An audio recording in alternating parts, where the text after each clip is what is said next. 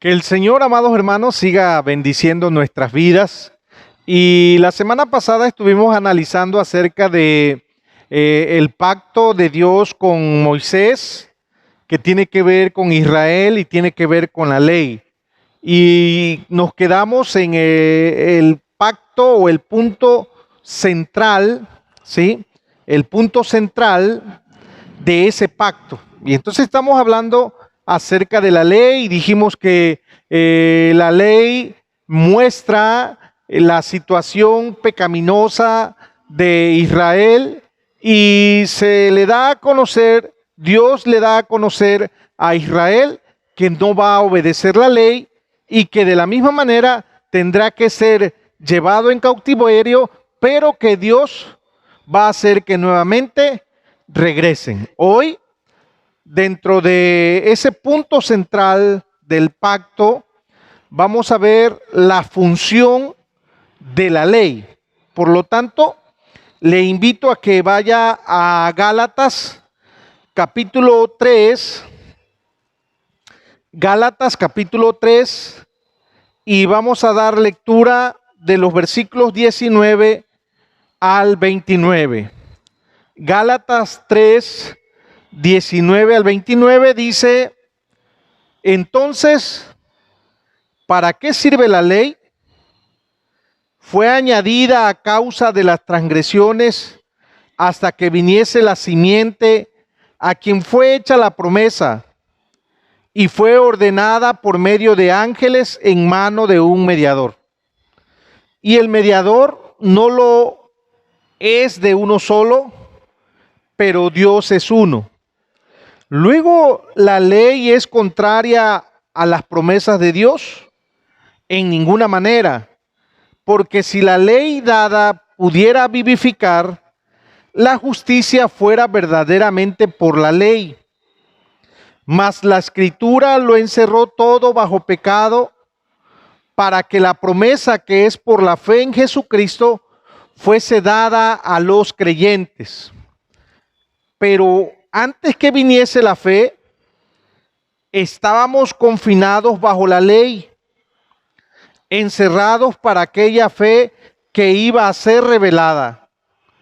De manera que la ley ha sido nuestro ayo para llevarnos a Cristo, a fin de que fuésemos justificados por la fe.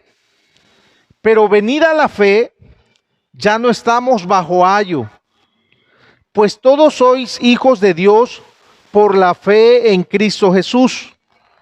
Porque todos los que habéis sido bautizados en Cristo, de Cristo estáis revestidos. Ya no hay judío ni griego, no hay esclavo ni libre, no hay varón ni mujer, porque todos vosotros sois uno en Cristo Jesús. Y si vosotros sois de Cristo, ciertamente el linaje de Abraham sois y herederos según la promesa. Amén. Hasta ahí la palabra del Señor. Entonces, vayamos ahora a ver acerca de la función de la ley. Ya que la ley fue dada en el marco del pacto de la gracia y no del pacto de obras, ¿por qué se le dio la ley a Israel en lo absoluto? ¿Por qué se le dio la ley a Israel en lo absoluto? Respondamos esta pregunta. ¿Por qué Dios entonces le da la ley, recordando que es el pacto de gracia y que la ley se entrega dentro de ese pacto de gracia y no dentro del pacto de obras con Adán? Hay razones muy importantes para analizar aquí. La primera razón es porque Dios le da la ley a Israel para demostrarle su pecado, de manera que Israel pudiese esperar la salvación de Dios. Esa es la primera razón. ¿Por qué se le da la ley a Israel? Dios, la respuesta, Dios le da la ley a Israel para demostrarle a Israel su condición pecaminosa, su estado pecaminoso en el que había caído, y que Israel entonces esperara la salvación a través de Dios mismo. Pablo hace énfasis en este punto, en lo que ya hemos leído. Pablo dice: luego la ley es contraria a las promesas de Dios. En ninguna manera. Porque si la ley dada pudiera vivificar, la justicia fuera verdaderamente por la ley. Mas la Escritura lo encerró todo bajo pecado, para que la promesa que es por la fe en Jesucristo fuese dada a los creyentes. Pero antes que viniese la fe, estábamos confinados bajo la ley, encerrados para aquella fe que iba a ser revelada. De manera que la ley ha sido nuestro ayo para llevarnos a Cristo, a fin de que fuésemos justificados por la fe. Pero la venida de la fe, venida la fe, ya no estamos bajo ayo. La ley demostraba la santidad de Dios. Esa es la segunda razón. La primera razón es para demostrar a Israel su pecado y que esperara la salvación en Dios. La segunda razón por la cual se le da la ley a Israel es porque la ley también demostraba la santidad de Dios. Dios es santo. Santo, santo, santo. Santidad a Jehová. Describiendo la obediencia que Dios demandaba de Israel y su pueblo.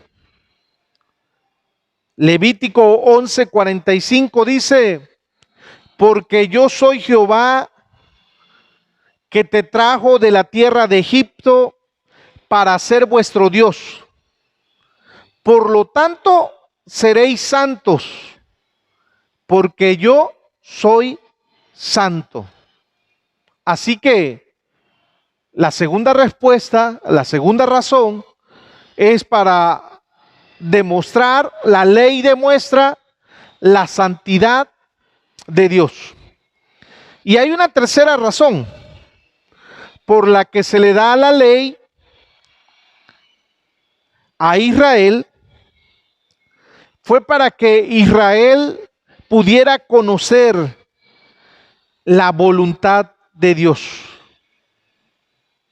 Son tres cosas muy importantes: el estado pecaminoso de Israel y que necesitaba a Dios mismo para la salvación, necesitaba esperar en Dios mismo para ser salvo.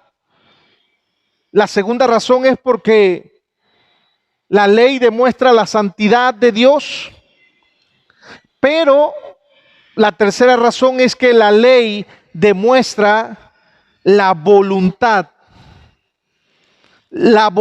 de Dios. Puesto que Dios era el Salvador de su pueblo, se esperaba que Israel mostrase su amor a Él por la obediencia. La ley trae entonces tres cosas muy importantes, o demuestran tres cosas importantes: la condición del hombre, la necesidad de Dios y su voluntad para poder acercarse a Él. De la misma manera, muestra su santidad. Israel debía obedecer la ley. Seguimos ahora, terminamos con esa función de la ley y pasamos a ver la ley ceremonial. La ley ceremonial. La ley era más que los 10 mandamientos. Incluía información sobre los sacrificios, sobre el templo y el sacerdocio. Esto se conoce comúnmente como ley ceremonial. La ley ceremonial señalaba a Cristo. En Juan capítulo 2 nos dice que Jesús era el templo y que el templo se realizaba en él. La ley ceremonial entonces era tipológica, señalando a Cristo, y tenía 3 partes: los sacrificios, el templo y el sacerdocio. Como tipos, no tenían poder para salvar. Su poder solo estaba en Cristo, porque todo esto señalaba a Cristo, señalaba a Jesús, señalaba al ungido. Si la ley moral, los 10 mandamientos, mostraban a los hombres su pecado, la ley ceremonial, es decir, el sacerdocio, el templo y los sacrificios, les señalaba el remedio de Dios para el pecado. Oiga bien, la ley moral señalaba al hombre su pecado, su maldad, pero la ley ceremonial señalaba a ese hombre el camino a la salvación, el camino a la liberación. Muy importante, Dios deja mostrar o deja ver a través de la ley moral el pecado del hombre, pero a través de la ley ceremonial muestra su gracia, muestra su amor, muestra la solución a ese pecado. En la carta a los Hebreos nos dice que los sacrificios no salvaban, sino que apuntaban, señalaban la obra de Cristo. Y lo que Dios realmente quería, es decir, la obediencia como resultado de la gratitud de un corazón que conocía la gracia de Dios. La obediencia, porque la ley, teniendo la sombra de los bienes venideros, no la imagen misma de las cosas, nunca puede, por los mismos sacrificios que se ofrecen continuamente cada año, hacer perfectos a los que se acercan. De otra manera, cesarían de ofrecerse, pues los que tributan este culto, limpios una vez, no tendrían más conciencia de pecado. Pero en estos sacrificios cada año se hace memoria de los pecados, porque la sangre de los toros y de los machos cabríos no puede quitar los pecados. Por lo cual, entrando en el mundo, dice: sacrificio y ofrenda no quisiste, mas me preparaste cuerpo, holocausto y expiaciones por el pecado no te agradaron. Entonces dije, he aquí que vengo, oh Dios, para hacer tu voluntad. Como en el rollo del libro está escrito de mí, diciendo primero, sacrificio y ofrenda y holocausto y expiaciones por el pecado no quisiste, ni te agradaron, las cuales cosas se ofrecen según la ley. Y diciendo luego, he aquí que vengo, oh Dios, para hacer tu voluntad. Quítalo primero para establecer esto último. En esa voluntad somos santificados mediante la ofrenda del cuerpo de Jesucristo, hecha una vez y para siempre. Hebreos capítulo 10, versículos 1 al 10. Eso es la importancia de la ley ceremonial. Apuntaba hacia el sacrificio del cordero inmolado, una vez y para siempre. Los sacrificios entonces de la ley ceremonial apuntaban hacia Cristo, el Cordero de Dios que quita el pecado del mundo. Pasemos ahora a ver la nueva estructura de Moisés, Israel y la ley.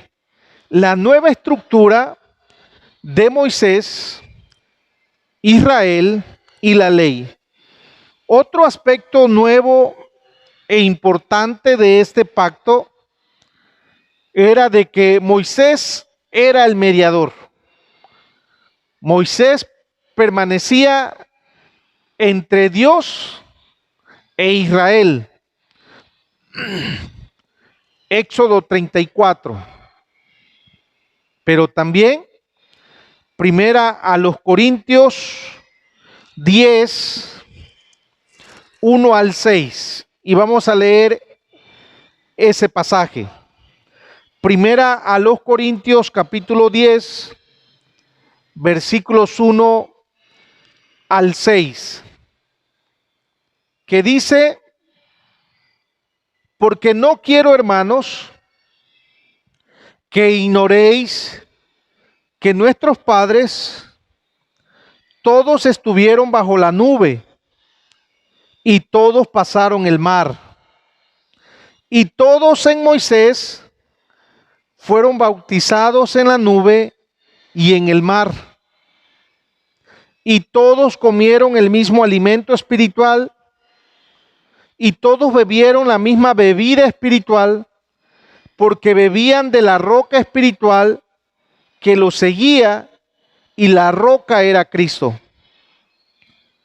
Pero de los más de ellos no se agradó Dios, por lo cual quedaron postrados en el desierto. Mas estas cosas sucedieron como ejemplos para nosotros, para que no codiciemos cosas malas como ellos codiciaron. Muy importante entonces lo que nos dice el apóstol Pablo en esta carta. Moisés permanecía en medio de Dios y de Israel para mediar la palabra de Dios a Israel, para llevar el mensaje, para llevar la palabra, para enseñarles a ellos la voluntad de Dios. En el pacto, Moisés, la ley e Israel estaban vinculados en un bono particular. la vinculación de Moisés a Israel y la ley creaba una nueva jurisdicción. Es importante hacer la distinción entre el contenido de la ley y la jurisdicción de la ley. Son dos cosas diferentes, dos cosas distintas. El contenido de la ley y la jurisdicción de la ley. El contenido de la ley se refiere a los mandamientos de Dios, tales como los 10 mandamientos y las demás leyes. Pero la jurisdicción se refiere a la autoridad o estructura bajo la cual uno está.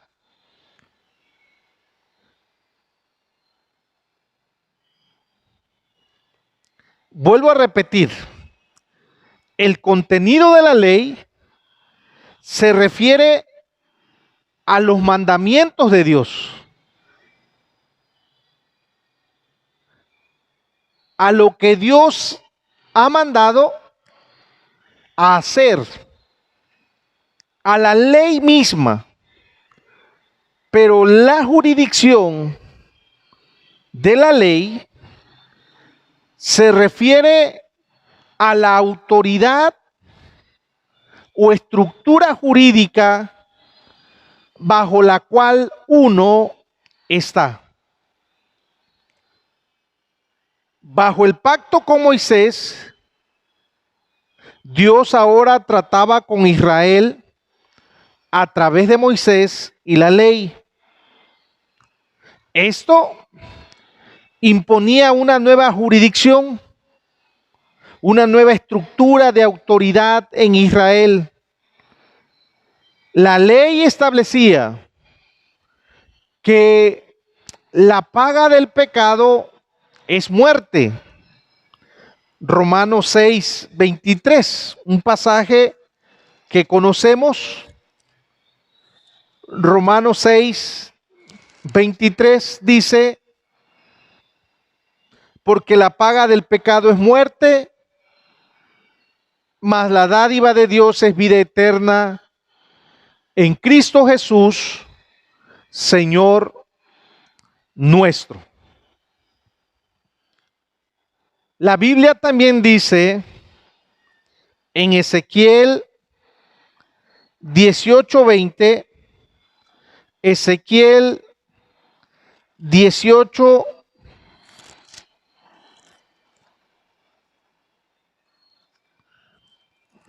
lo siguiente: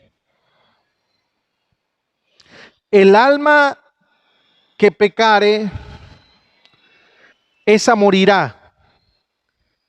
El hijo no llevará el pecado del padre, ni el padre llevará el pecado del hijo.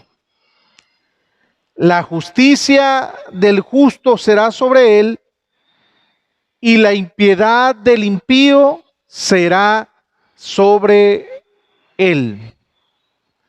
Ezequiel 18:20. Esto significaba que bajo Moisés,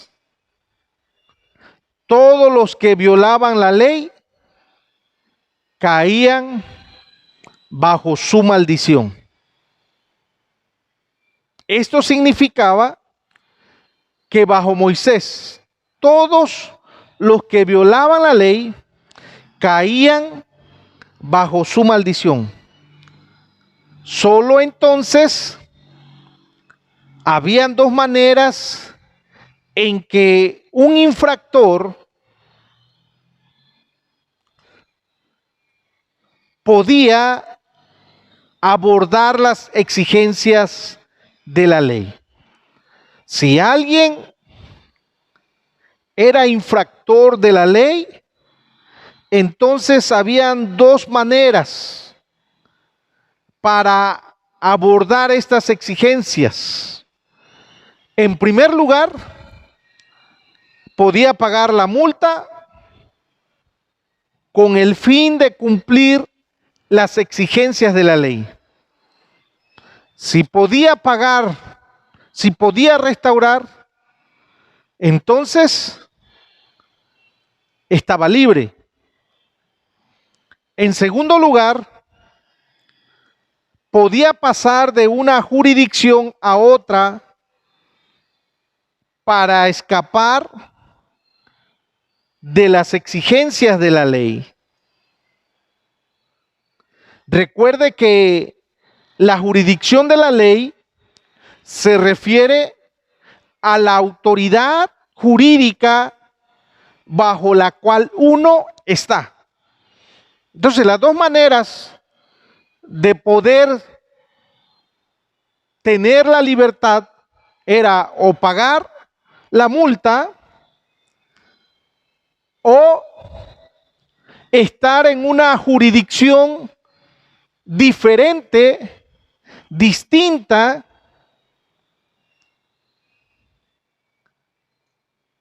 para escapar de la exigencia de la ley. Es muy importante, amados hermanos, entender esta partecita, porque eso nos va a llevar a conocer más de lo que la palabra nos dice y entender lo que pasa con Jesús en su sacrificio para darnos vida y para que Él también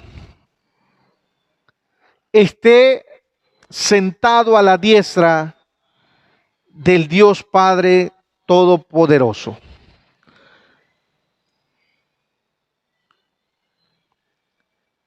Déjeme darle un ejemplo de jurisdicción y demandas de la ley. Por ejemplo, el robo es un delito en cualquier nación, llámese como se llame, Estados Unidos, Guatemala, Honduras. Pensemos en algún lugar de ellos. Así que también en México. De manera entonces que si robo algo en México, entonces soy culpable bajo la ley de México. México dice que el robo es un delito y que se tiene que pagar, ya sea a través de una multa o a través de la cárcel. Entonces, tengo que pagar la penalidad justa por mi delito descrito en la ley. Sin embargo, si antes de que yo sea atrapado salgo fuera de México a un país donde no tiene tratado de extradición con México, entonces al llegar a ese país ya no estoy bajo la jurisdicción de México. Si yo, por ejemplo, cometo el delito, no me atrapan y, por decir así, me salgo de México y me voy a Guatemala, y México y Guatemala no tienen un tratado de extradición, entonces llegando a Guatemala ya no estoy bajo la jurisdicción de México. Por lo tanto, México ya no tiene ningún poder sobre mí, a pesar de que el robo siga siendo un delito en Guatemala. yo no soy culpable en Guatemala debido a que el crimen ocurrió en México. Este concepto es importante. El pacto de la ley constituía una jurisdicción como la jurisdicción de un país. Si uno cometía delitos en esta jurisdicción, uno era juzgado según los términos del pacto mosaico. Y solo habían dos maneras de salir del problema: mediante el pago del precio o la sanción de la ley. O dos, saliendo de la jurisdicción. Si uno estaba bajo la ley de Moisés, uno debía pagar por la violación de la jurisdicción. Si aplicamos, amados hermanos, esto a Jesucristo, vemos que ya que Jesús era un judío, él estaba bajo la jurisdicción de la ley de Moisés. Jesús era judío, por lo tanto estaba bajo la jurisdicción de la ley de Moisés. Veamos qué dice Gálatas 4:4. Pero cuando vino el cumplimiento del tiempo, Dios envió a su Hijo, nacido de mujer y nacido bajo la ley. Es decir, Jesús, amados hermanos, voluntariamente tomó sobre sí los pecados de su pueblo. La ley exigía la muerte por el pecado, ya lo vimos. La paga del pecado es muerte. El alma que pecare, esa morirá. La ley exigía la muerte por el pecado, por lo que Cristo ocupó el lugar y murió en nuestro lugar. En su muerte, Él pagó el precio de la ley. Y en su resurrección, Él se levantó, óigalo bien, en su resurrección, Él se levantó en una nueva jurisdicción. La jurisdicción del nuevo pacto y de la gracia. Murió por el pecado, pero resucitó en una jurisdicción del nuevo pacto, en la jurisdicción de la gracia. Su muerte y resurrección fueron como si Él hubiese muerto en un país y nacido en otro. En el nuevo pacto, Cristo pagó las demandas del antiguo pacto. Él derramó su sangre para el perdón de los pecados. Él no tenía pecado propio, mas Él tomó sobre sí los pecados de su pueblo. Romanos 7, 1 al 6. Ya lo hemos leído en varias ocasiones. Gálatas 4:4, versículos 5 y 6. Ya leímos el versículo 4. Dice de la siguiente manera: para que redimiese a los que estaban bajo la ley, a fin de que recibiésemos la adopción de hijos. Y por cuanto sois hijos, Dios envió a vuestros corazones el espíritu de su Hijo, el cual clama: Abba, Padre. El pecado de Israel se pagó en Cristo. Cuando Cristo murió, murió en la jurisdicción del antiguo pacto y resucitó en la jurisdicción del nuevo pacto. En su muerte y resurrección, Él se movió de jurisdicción. Es muy importante que ya que estamos en Él, también hemos muerto en la jurisdicción del antiguo pacto y hemos resucitado en la jurisdicción del nuevo pacto.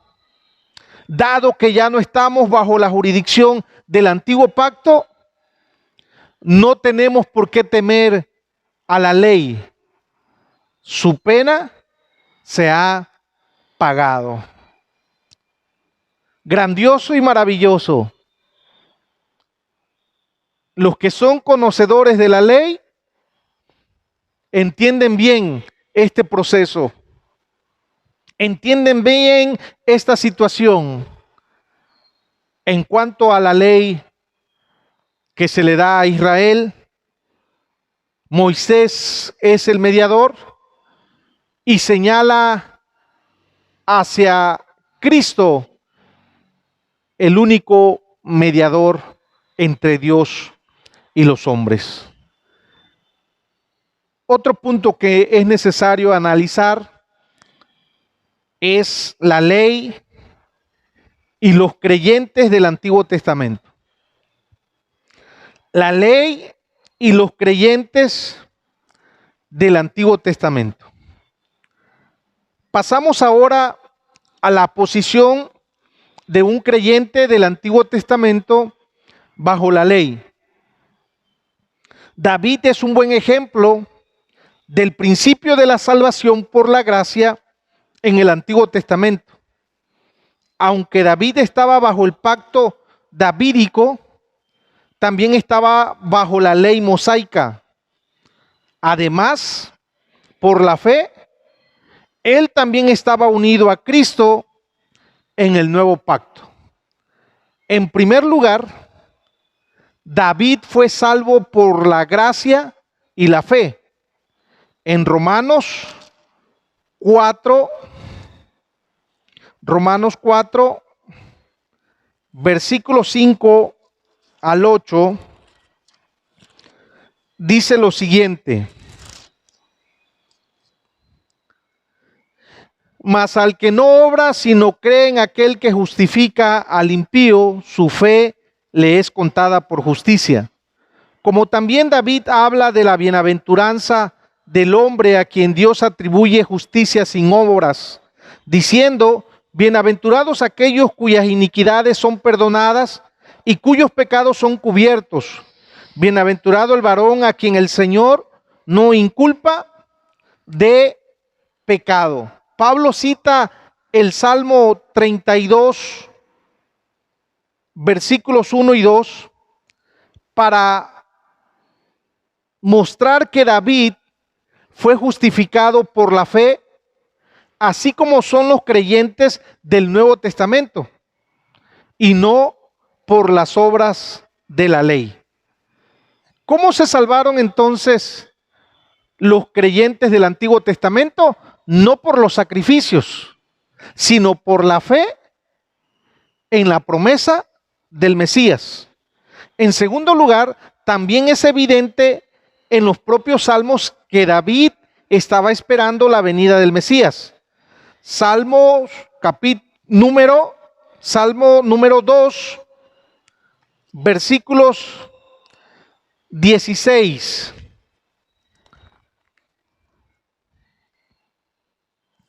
Salmo número 2,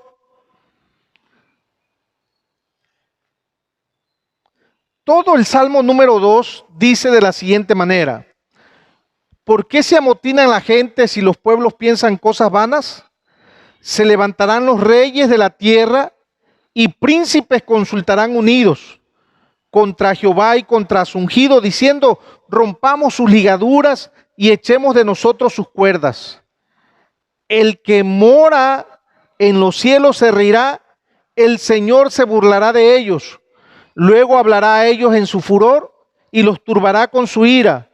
Pero yo he puesto mi rey sobre Sión, mi santo monte. Yo publicaré el decreto. Jehová me ha dicho, mi hijo eres tú, yo te engendré hoy.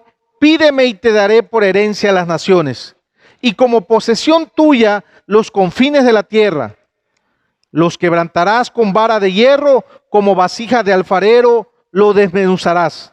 Ahora pues, oh reyes, sed prudentes, admitid amonestación, jueces de la tierra, servid a Jehová con temor y alegraos con temblor.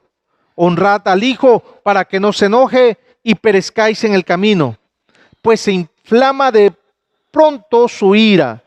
Bienaventurados todos los que en él confían. Y ahí podríamos ir al Salmo 16, Salmo 45, Salmo 89, que nos hablan de los salmos que escribe David, refiriéndose a la fe en el Hijo de Dios.